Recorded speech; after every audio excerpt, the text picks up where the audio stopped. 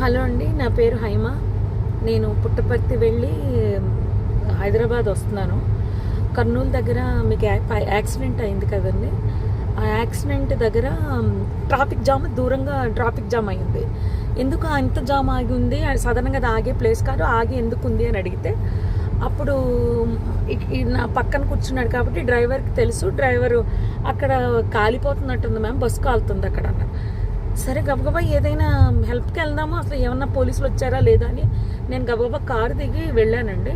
వెళ్ళేసరికి బస్సు తగలబడిపోతుంది. కొంతమంది కింద కూర్చుని ఏడుస్తున్నారు, ఎవరెవరు ఉన్నారని ఏడుస్తున్నారు, కొంతమంది టెన్షన్ పడుతున్నారు, ఇలా ఉన్నారు. ఆ బస్సుకు సంబంధించిన వాళ్ళు అలా వాళ్ళ పరిస్థితి అలా ఉంది. ఇంకా మిగిలిన వాళ్ళ ఫోన్లు అన్నీ కూడా పాపం అందులో కాలిపోయాయి. చాలామంది దగ్గర ఏమీ బయటకు వచ్చిన వాళ్ళ దగ్గర ఏమీ రాలేదు. అక్కడ ఉన్న మిగిలిన జనం అండి మొబైల్స్తో వీడియోస్ తీసుకుంటున్నారండి. ఎవరైనా పోలీస్కి కాల్ చేయలేదు. నేను కార్ దిగి వచ్చే హడావుల్లో ఫోన్ ఏమో కార్లో వదిలేశాను. వర్షం పడిపోతుందో పక్క నుంచి ఫోన్ టచ్ చేయడానికి కూడా ఎవరిదైనా అడిగి తీసుకుని టచ్ చేద్దామని వర్షానికి తడిచి అది పని చేయట్లేదు. నేను మళ్ళీ గబగబా కార్ దగ్గరికి వెళ్ళి వెంటనే కర్నూలు ఎస్పీ గారికి అండ్ ఎస్బీ ఇన్స్పెక్టర్ గారికి కాల్ చేశానండి. లక్కీగా ఎప్పుడో నెంబర్స్ ఉన్నాయి. కాల్ చేస్తే వాళ్ళు ఇమీడియట్లీ రెస్పాండ్ అయ్యారు. వాళ్ళు రెస్పాండ్ అయిన కాసేపటికి రూరల్ సిఏ గారి బృందం అంట వాళ్ళు వచ్చారు. దాని ముందే ఫైర్ స్టేషన్ వాళ్ళు వచ్చేసారు. అండ్ ముందు ఫైర్ స్టేషన్ వాళ్ళని నెక్స్ట్ ఫైర్ సిబ్బంది, నెక్స్ట్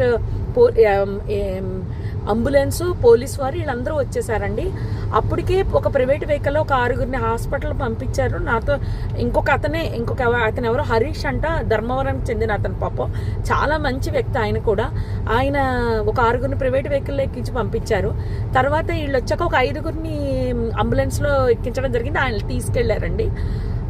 ఆ తర్వాత ఈ లోపలనే మొత్తం ఎస్పీ గారు, పోలీస్ సిబ్బంది అందరూ వచ్చేసారు. అసలు ఆ మాంసపు ముద్దలు కాదండి, నిజం చెప్పాలంటే చాలా దారుణం అది.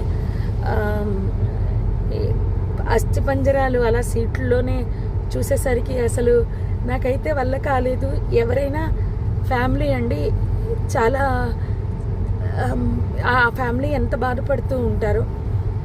నేను అది తట్టుకోలేకపోయాను. వస్తూ అక్కడ ఆంజనేయ స్వామి గుడి దగ్గర ఆగిపోయి నదిలో మునగడం జరిగింది. నిజం చెప్పాలంటే చాలా బాధాకరం అండి. ఎవరు కాపాడడానికి అవకాశం లేదు.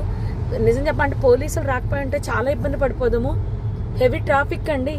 పోలీసులు లోపలికి రావడానికి బయటకి కూడా ఉండకపోను. ఆ ఇన్ఫర్మేషన్ ఇవ్వడంతో క్లియర్ చేసుకుంటూ వస్తూ మొత్తం లోపలికి వచ్చారు. అంతా ఆఫ్ చేశారు, మంటలు ఆఫ్ చేశారు. జరిగింది అయితే ఇదండి. ఆ బస్ కిందనే బైక్ ఉండిపోయింది.